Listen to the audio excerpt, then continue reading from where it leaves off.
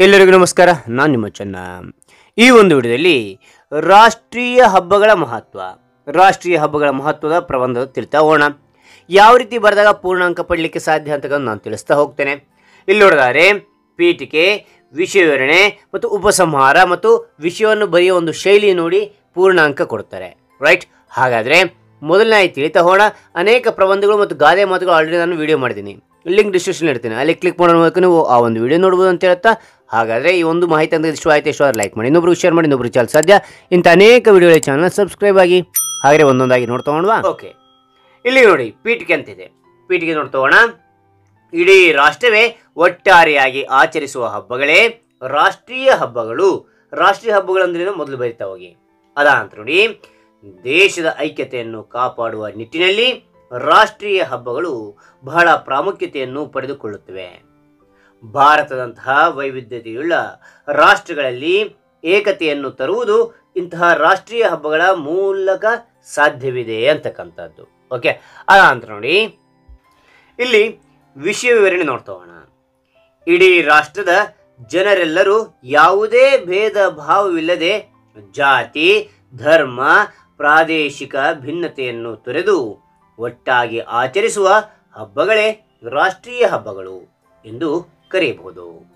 ನಮ್ಮ ದೇಶದಲ್ಲಿ 3 ರಾಷ್ಟ್ರೀಯ ಹಬ್ಬಗಳೆಂದು ಘೋಷಿಸಲಾಗಿದೆ. ಅವುಗಳೆಂದರೆ, ಮೊದಲನೇದು ಪಾಯಿಂಟ್ ಬರಿತಾ ಹೋಗಿ, 3 ಪಾಯಿಂಟ್ಗಳನ್ನು: ಸ್ವಾತಂತ್ರ್ಯ ದಿನಾಚರಣೆ, ಗಣರಾಜ್ಯೋತ್ಸವ, ಗಾಂಧಿ ಜಯಂತಿ ಅಂತಕ್ಕಂಥದ್ದು. ಅದ ನಂತರ ಒಂದೊಂದ್ರ ಬಗ್ಗೆ ವಿವರಣೆ ಕೊಡ್ತಾ ಹೋಗಿ. ಓಕೆನಾ? ಅಂದ್ರೆ ಮೊದಲನೇ ನೋಡಿ ಸ್ವಾತಂತ್ರ್ಯ ದಿನಾಚರಣೆ. ಸ್ವಾತಂತ್ರ್ಯ ದಿನಾಚರಣೆ 1ನೇ ಪಾಯಿಂಟ್ ಬರೆದು ಇದಕ್ಕೆ ವಿವರಣೆ ಕೊಡ್ತಾ ಹೋಗಿ. 1947 ಆಗಸ್ಟ್ 14 ಮಧ್ಯರಾತ್ರಿ 12 ಗಂಟೆಗೆ ಬ್ರಿಟಿಷರು ನಮಗೆ ರಾಜಕೀಯ ಸ್ವಾತಂತ್ರ್ಯ ನೀಡಿದರು.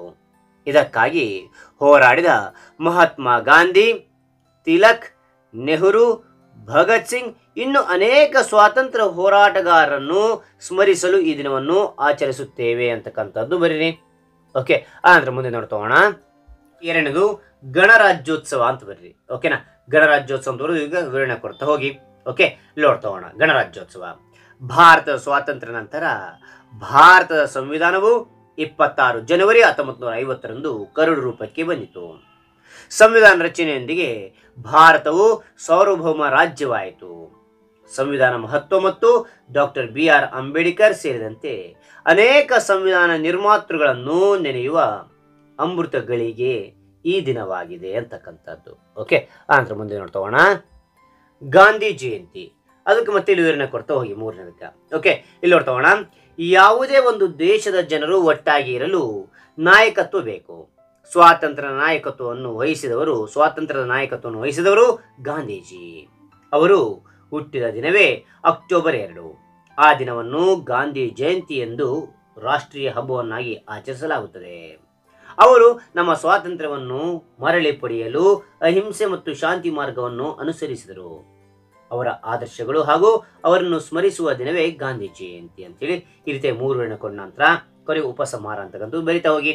ಓಕೆ, ನಮ್ಮ ಭಾರತದಲ್ಲಿ ರಾಷ್ಟ್ರೀಯ ಹಬ್ಬಗಳನ್ನು ಆಚರಿಸುವುದರಿಂದ ಪ್ರತಿಯೊಬ್ಬ ನಾಗರಿಕನಲ್ಲಿ ಏಕತೆ, ದೇಶಭಕ್ತಿ, ಸಂವಿಧಾನದ ಮಹತ್ವ, ನಾಯಕತ್ವದ ಮಹತ್ವ, ಇತರ ಅನೇಕ ರೀತಿಯ ವಿಚಾರಗಳು ತಿಳಿಯಲು, ಅದೇ ರೀತಿ ನಡೆದುಕೊಳ್ಳಲು ನೆರವಾಗುತ್ತದೆ ಎಂಬ ಆಶಯ ನಮ್ಮದಾಗಿರಲಿ ಅಂತಕ್ಕಂಥದ್ದು. ಈ ರೀತಿಯಾಗಿ ಬರೆದಾಗ ಏನಾಗುತ್ತೆ, ಪೂರ್ಣಾಂಕ ಪಡಲಿಕ್ಕೆ ಸಾಧ್ಯ. ಹಾಗಾದ್ರೆ ಒಂದು ಮಾಹಿತಿ ಅಂತಕ್ಕಂಥ ಇಷ್ಟ ಆಯ್ತು ಲೈಕ್ ಮಾಡಿ, ಇನ್ನೊಬ್ರಿಗೆ ಶೇರ್ ಮಾಡಿ, ಇನ್ನೊಬ್ರಿಗೆ ಚಾನಲ್ ಸಾಧ್ಯ ಅಂತ ಅನೇಕ ವಿಡಿಯೋ ಚಾನಲ್ ಸಬ್ಸ್ಕ್ರೈಬ್ ಆಗಿ. Thank you for watching. Bye. ಮತ್ತೊಂದು ವಿಡಿಯೋದಲ್ಲಿ ಭೇಟಿ ಆಗೋಣ.